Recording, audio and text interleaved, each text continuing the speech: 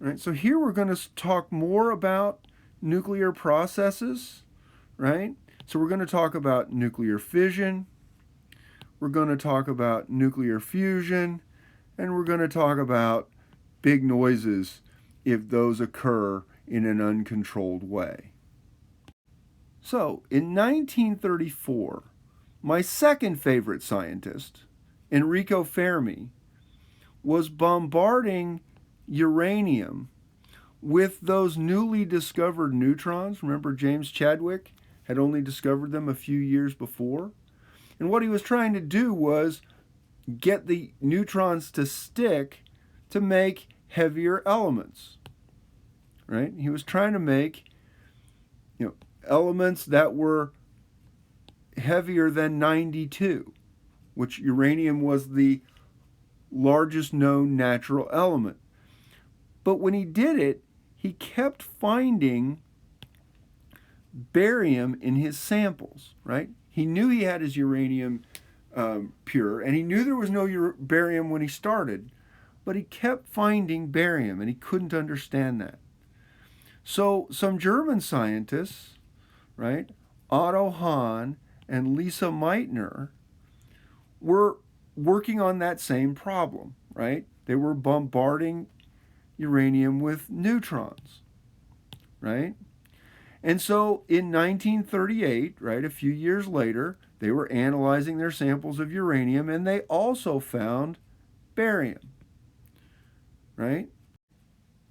So Hahn communicated those results to his colleague Meitner, who had left and gone to Denmark. Now, Meitner was Jewish, so being in Germany just before World War II was not a great place to be. So she had left Germany for Denmark. And so in late 1938, Meitner and her cousin, Otto Frisch, were talking. The story is that they were walking in a snowstorm and they were looking at the snowflakes. And looking at the snowflakes made them think about what that nucleus might have been doing. And they came to the conclusion that the larger uranium nucleus was doing something unprecedented. It was splitting into smaller nuclei, a barium nucleus and something else. And they coined the term nuclear fission, right? Right? Both were physicists, so they went back and did some calculations and found that that process would release a great deal of energy, right? And, oh, by the way, they knew the Germans were working on it, right? In the roll-up to World War II.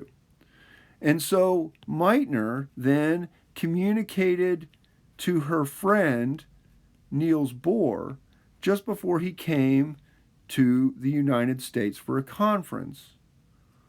Bohr told the people at the conference what Meitner had concluded about what was going on. Right? In 1939, right, a Czech physicist named Leo Szilard, right, also Jewish, right, had left Europe after Germany had seized much of the Czech Republic, right? He confirmed the mechanism that Meitner and Hahn had hypothesized, right? And he confirmed something that scared him even more, that the process releases more neutrons than it consumes. And that should be a, right? It's funny how you see typos. That's a than it consumes. Right? So, if it takes one neutron hitting a large atom, and here I'm using uranium-235, right? If it takes one neutron to hit that and split it into a barium nucleus and a krypton nucleus, what's released is 3 neutrons plus energy, But now, if those 3 neutrons each hit a uranium-235 nucleus, we get 9 neutrons and 3 times as much energy.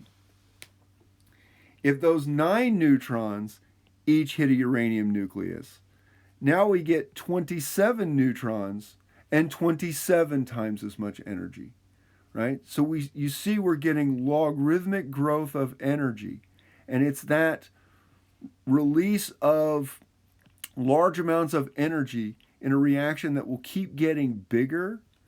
That was the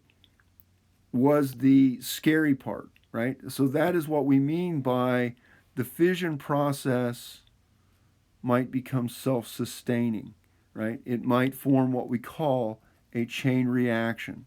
That is, one part of the process creates particles that not only sustain the chain, but that might increase the chain, right? Szilard was terrified by these results, right?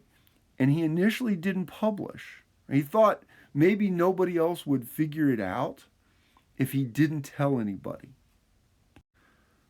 But events in the news proved him wrong, right? In March of 1939, the Germans occupied Czechoslovakia, right? Oh, by the way, what's the problem with that? Czechoslovakia has uranium deposits, right?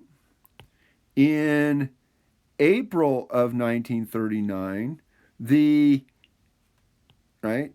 Irene Curie-Joliot and Pierre Joliot, who had also been investigating the same thing, they published that confirmation of neutron production. So now everybody knows about the potential chain reaction.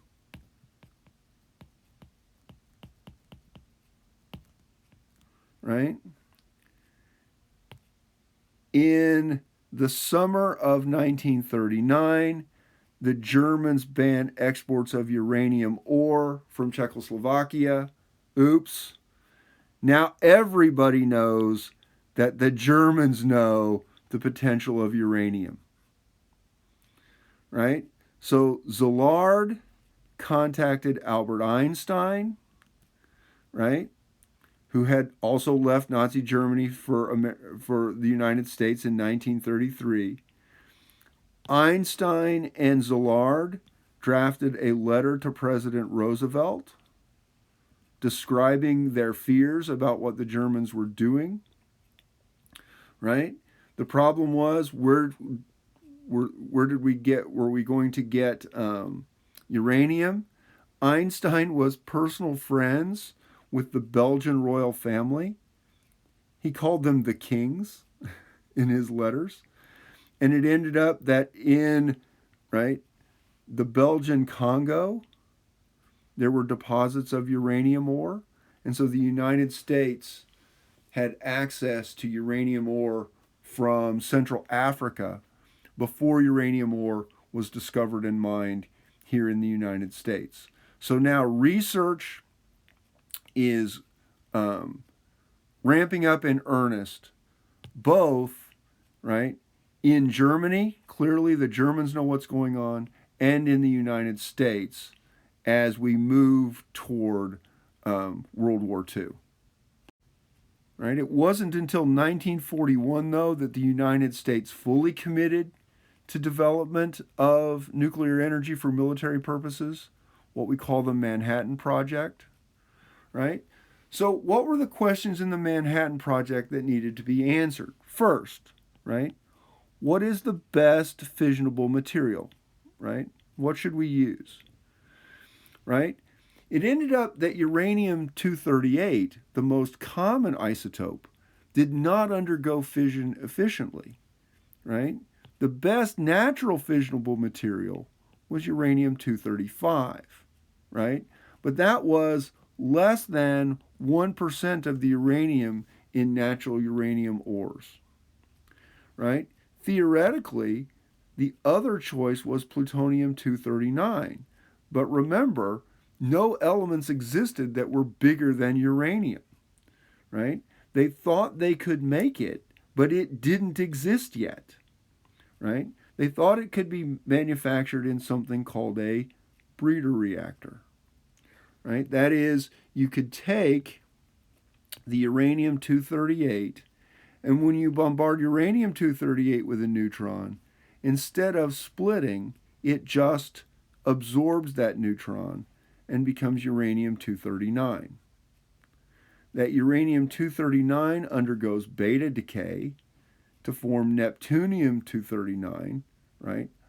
An atom bigger than uranium.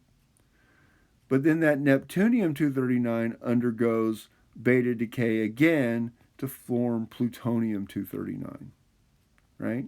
Now, this is still an issue, right? When we talk about problems with North Korea, right? North Korea has plutonium breeder reactors that they use for electrical energy because it can use the cheaper uranium-238. But that means that the North Koreans are making plutonium-239, and so the concern is that they are diverting that plutonium-239 from their cheaper energy generating reactors into nuclear weapons development. Okay, the second question is, how much material do you need, right, to maintain the chain reaction? We call that amount the critical mass, right? It's the amount of fissionable material that's large enough to maintain the chain reaction at a constant rate, right? That is, right? Remember, nuclei are very small, right? And so the odds that a neutron is going to hit a nucleus are low. And so the more nuclei you have, the more likely it is that a neutron will hit a nucleus, right? And so we call the amount where at least one neutron from each fission is likely to hit another nucleus, right? That is that critical mass, right? So if fission is initiated in a smaller sample than the critical mass, fission slows and stops. But if fission is initiated in a sample larger than the critical mass, right, the fission reaction increases in rate, and then you can get an uncontrollable release of energy that causes an explosion. And so the thresholds are about 56 kilograms, or a piece about a little less than 7 inches in diameter for uranium-235, or, right, about 11 kilograms for plutonium-239, or a sphere about 4 inches in diameter. Right? So in May of 1942, Werner von Heisenberg, right, the Heisenberg uncertainty principle Heisenberg, they got a sustained uranium chain reaction, right, in the German research effort. In December 1942, that Italian scientist Enrico Fermi, who had left Italy and come to the United States, built what they called a graphite pile. That was a pile of graphite bricks under the bleachers in the football stadium at the University of Chicago, and they put a sample of uranium-235 in the center, and they had some rods that were barium, right? Because barium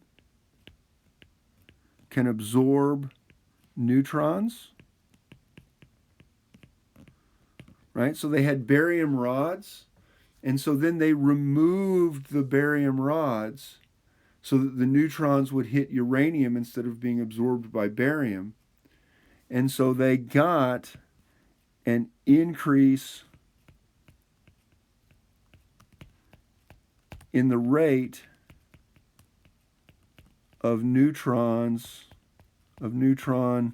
release, and that indicated that the chain reaction was beginning. Now, their plan was, right, here in downtown Chicago, measure that increase in rate of neutron release, be happy that the fission was occurring, and then put the barium rods back in to stop, to absorb the neutrons to slow the reaction down. But there was some chance that the barium wouldn't be able to absorb enough neutrons and that they couldn't stop the reaction. Again, under the football field at the University of Chicago. And so their fail-safe was they had big clay jars full of barium salts, right? Slurries of barium salts, that they had big guys with sledgehammers that were supposed to break the clay jars so the barium salts would flood the core of this pile of graphite bricks to absorb the neutrons. And then they were all supposed to run and hope it worked. That was the big fail-safe safety mechanism if this had gotten out of control. So 3 major research laboratories grew out of the Manhattan Project, right? One, Oak Ridge National Laboratory in Tennessee. It's where Dr. Stiers Barnett did his postdoctoral work before coming to the university, right? They were involved in trying to figure out how do you separate the uranium isotopes to get the uranium-235 away from the uranium-238. They tried magnetic separation, but to do the magnetic separation, they needed huge electromagnets, and all the copper was being used to build ships and planes and tanks. And so they requisitioned 6,000 tons of silver from the treasury and used it to make the wire to make the large electromagnets they needed. Now, it worked a little bit, but they were only able to prepare a small amount of uranium-235 for research.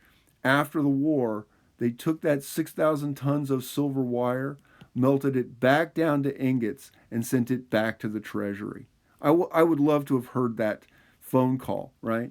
We need 6,000 tons of silver, and we can't tell you what we're doing with it because it's top secret, right? The other major way that they looked at purifying uranium-235 was diffusion of uranium hexafluoride gas using, right, something we talked about in General Chemistry 1, Graham's law of diffusion, right? Uranium-235 containing gas weighs a little less than uranium-238 containing gas, and so the uranium-235 gas can be separated from the uranium-238 hexafluoride, and so they isolated enough uranium-235 to make one bomb that they were pretty sure would work. Okay? And then the other laboratory was Hanford National Laboratory in Washington State. That's where they built the first plutonium breeder reactor. And during the war, they were able to make and isolate enough plutonium-239 to make 2 bombs, right? The third major national laboratory was Los Alamos National Laboratory in New Mexico. That's where they actually did the engineering to figure out how to make a bomb, right? And so they had 2 different models.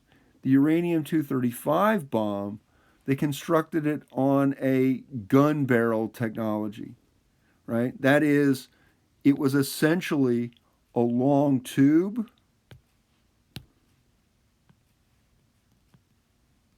with explosive on one end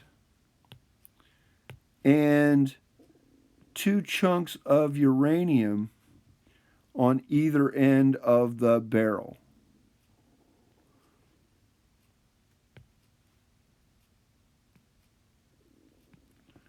Right? So when you set off the explosive, it would drive the 2 pieces of uranium together and melt them together. Together, they were supercritical. And so once they were supercritical, then the chain reaction would sustain and increase, and you would get that explosion. For the plutonium-239 bomb, right? Plutonium-239, the chemistry, the nuclear chemistry was different. And so what they had to do was they had to build a sphere of plutonium out of carefully machined pieces, right? So that the total sphere was a supercritical mass, but by having it hollow, it couldn't sustain the reaction. And then they had to precisely surround that sphere with explosives and set it all off at exactly the right time to drive that sphere together at the center to create the supercritical mass at the center that would then start the chain reaction. That chain reaction would increase and you would get an explosion as the energy increased logarithmically. Okay? And so this one they were less sure about. So they constructed 2 bombs, right? One of those plutonium bombs they used for a test, right? And so on the morning of July 16th, 1945, at 5:30 in the morning, hoping no one would be up, outside Alamogordo, New Mexico, they set up a 100-foot steel tower with this bomb on top. And they detonated it. And it ended up that it had the same amount of energy as if you had blown up 20,000 tons of TNT, right, in that same place. An observer 20 miles away was blinded by the flash, right? The temperature of the fireball was 100,000 times hotter than the surface of the sun. Okay?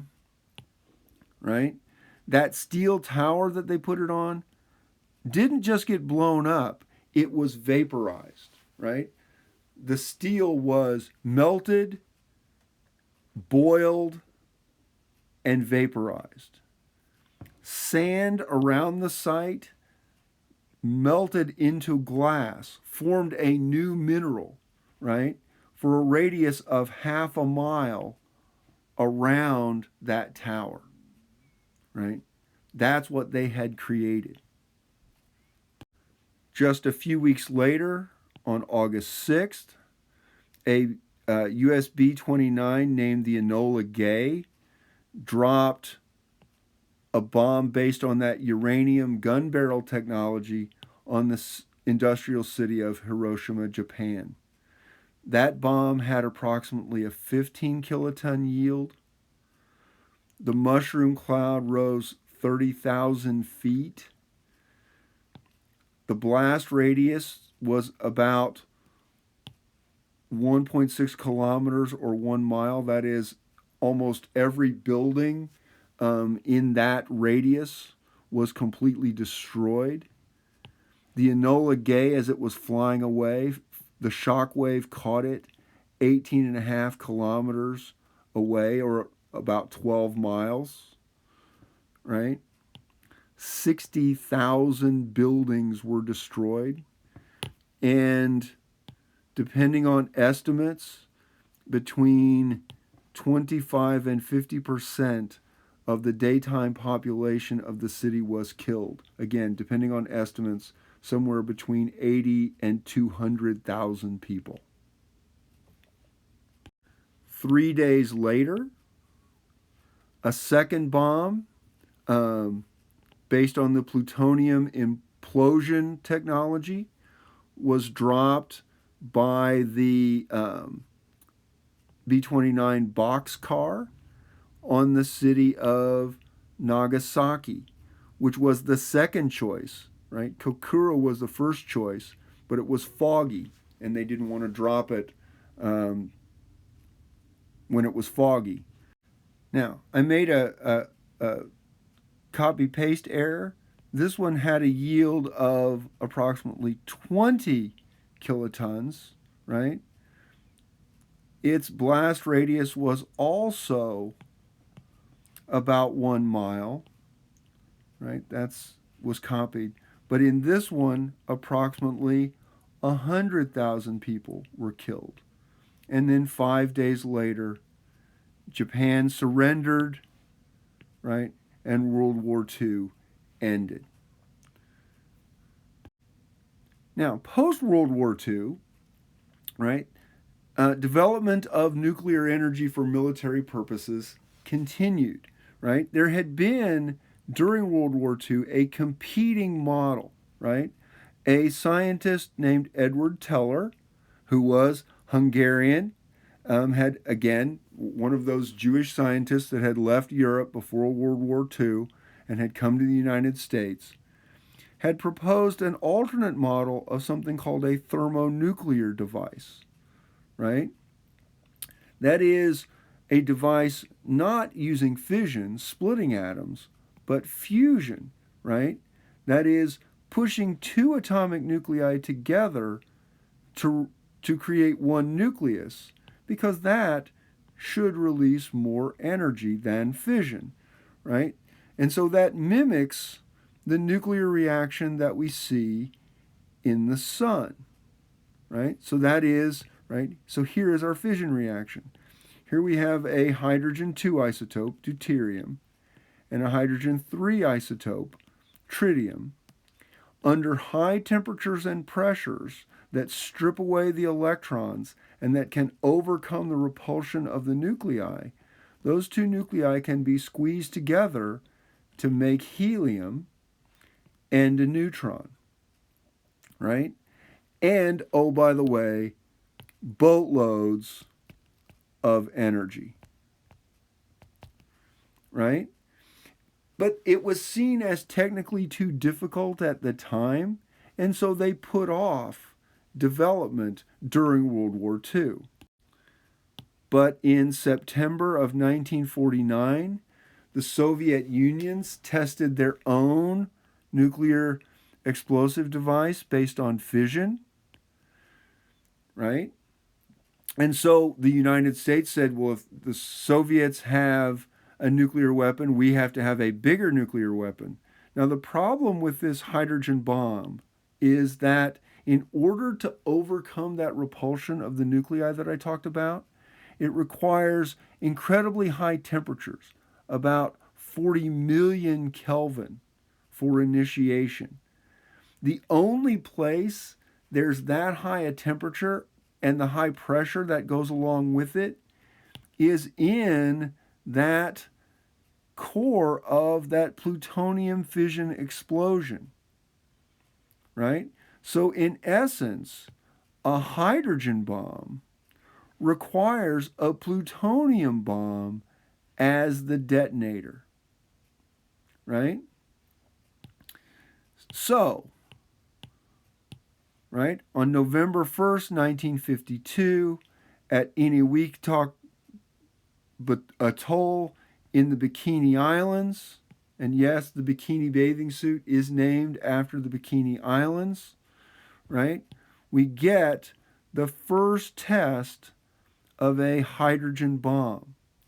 Now, that turned out to be a 10 megaton blast.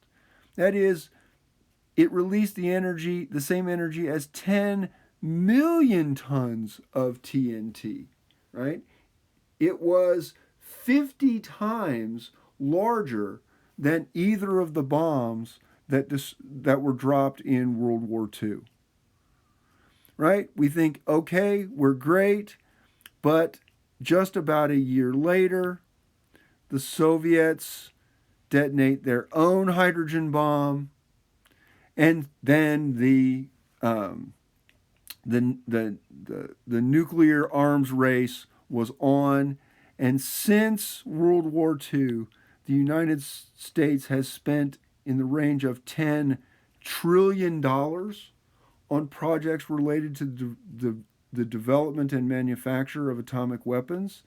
And current plans are for the United States to spend in the range of $500 billion upgrading and modernizing their nuclear arsenal over the next decade.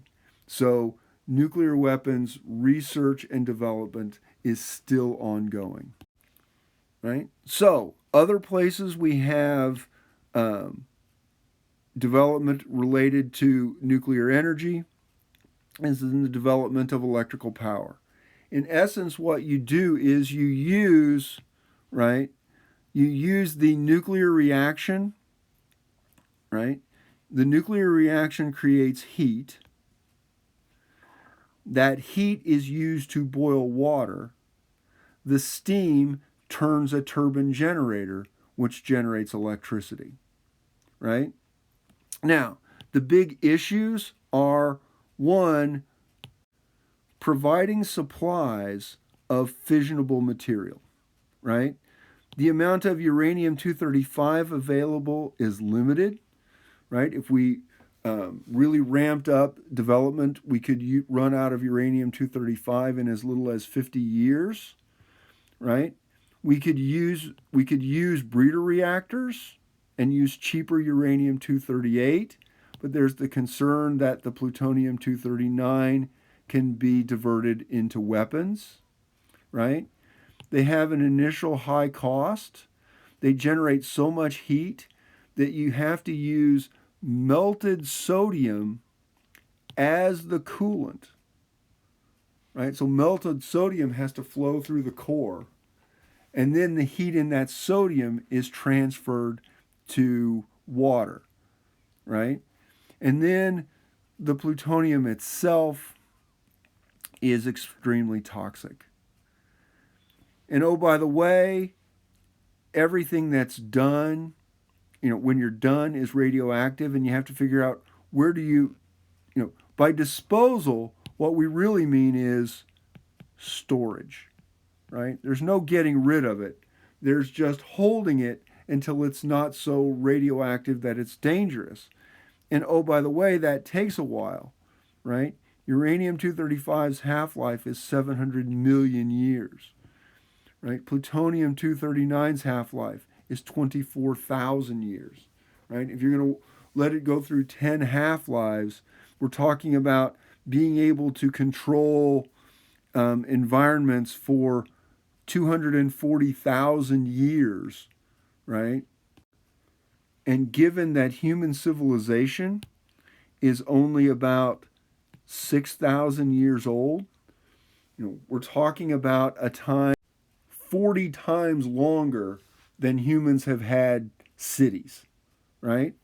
So we tried to build a storage facility under a mountain called Yucca Mountain in Nevada, right? Right, it was 115 miles of underground tunnels, and we figured that would give us 10,000 years of storage time. But there were so many problems with the development.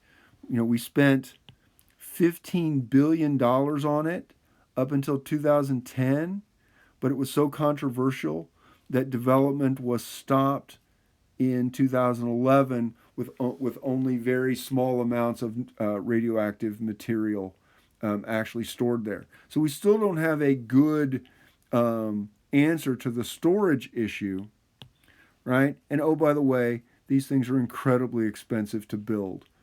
And so all of those issues keep the United States in particular from using nuclear energy.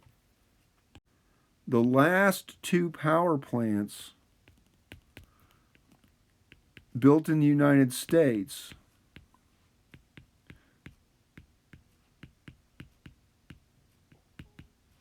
were built in 1973, right? So we're in the process of retiring older plants, and we haven't built any new plants in almost 50 years.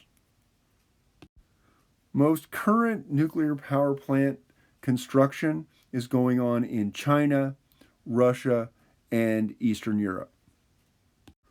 Right? Another concern of nuclear power plants are the dangers, right?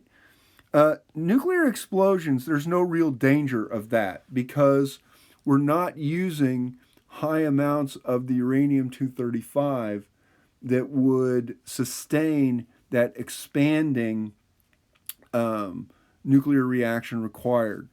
But a real concern is meltdown and secondary explosion.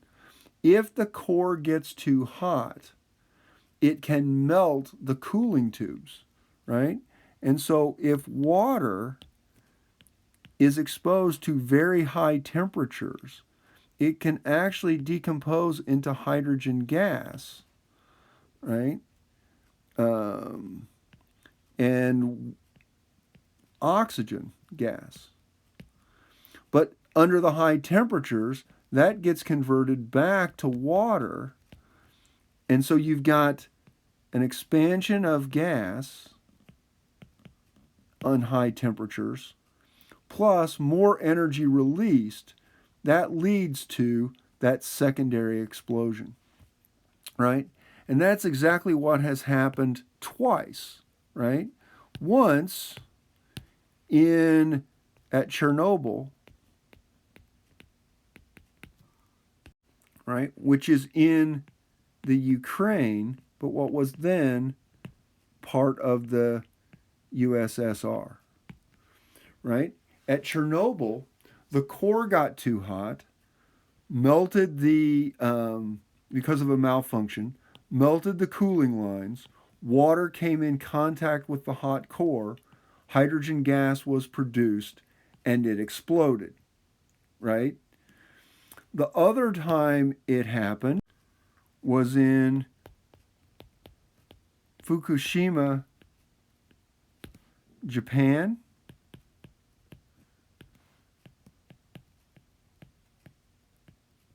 After a tsunami in 2011, right?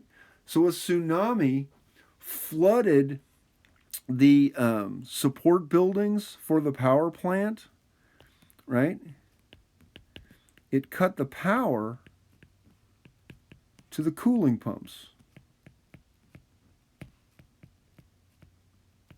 right? The salt water rushing in cut the power to the cooling pumps. When the water was no longer being circulated, right? It got too hot. It underwent that decomposition, and we got that expansion and explosion. So twice we've had situations where nuclear power plants have overheated enough that the water was compromised, right? We have Chernobyl in 1986 and Fukushima, Japan in 2011. It came close to happening once in the United States at 3 Mile Island nuclear power plant in Pennsylvania.